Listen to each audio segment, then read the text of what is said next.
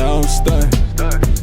Hey, always been a man, so it ain't nothing. Hey. Black girl go, they're pushing her, they're not letting her go, they're not letting her go. Is it right? Is it right? They're not letting the black girl go. They're not letting the black girl go. They're not letting the black girl go. They're not letting the black girl. These are the black community here.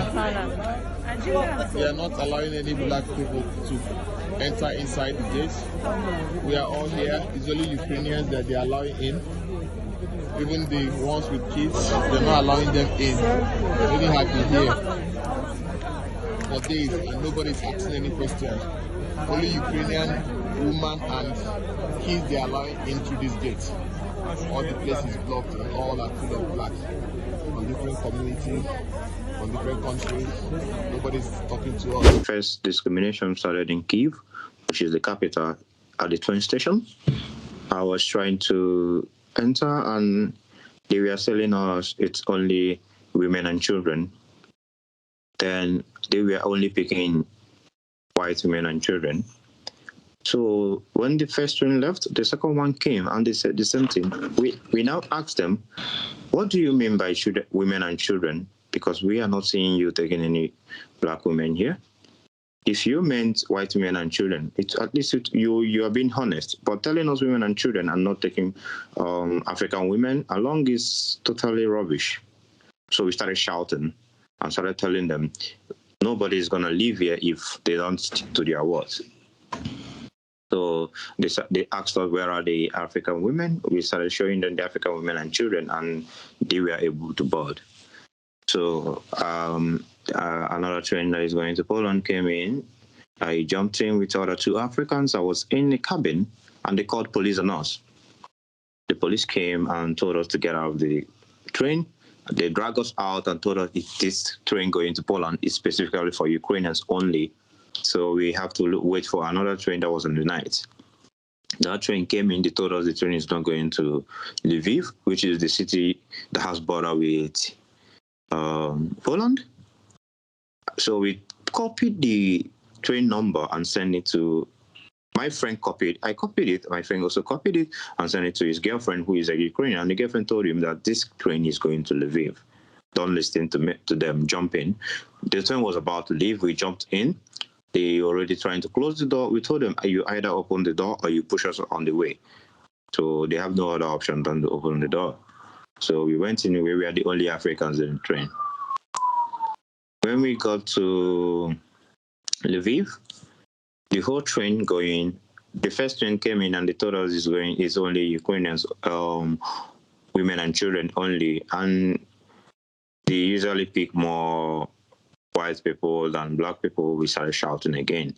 So when the second train came, we have to push the whole white African women and children to the front so that they were able to take them. Then we had no other option than to look for a taxi that would take us to the border. Then we got to a barricade that is 30 minutes away to the border.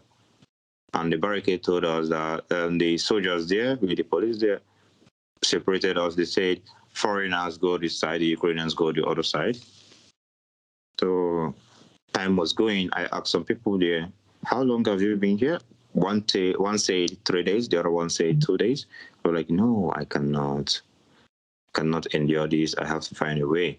So in the morning, which is the next day, we started protesting and telling them they have to let us go, that this is rubbish.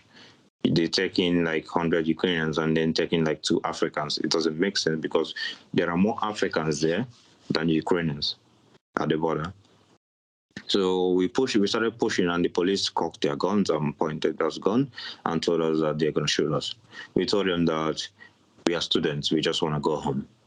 And if one person gets shot here, that we will never take it lightly. We are thousands here. I don't think all of them can kill us.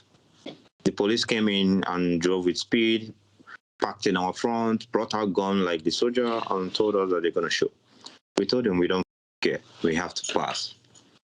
So we started pushing over. Before we know, all of us started shouting, yay! We broke the barricade and started running across towards the border. So some of them started beating some people with the baton. Meanwhile, When we were trekking to the border, Ukrainians were helping us. They were giving us food and water on the road, which is very nice. The only people that discriminated against us were the officials, that's the law enforcement officers. Then, after the whole day, in the night, they started allowing the men because there are only few women left. So it was pretty easy for us to cross over, and at the Poland side, there was no discrimination.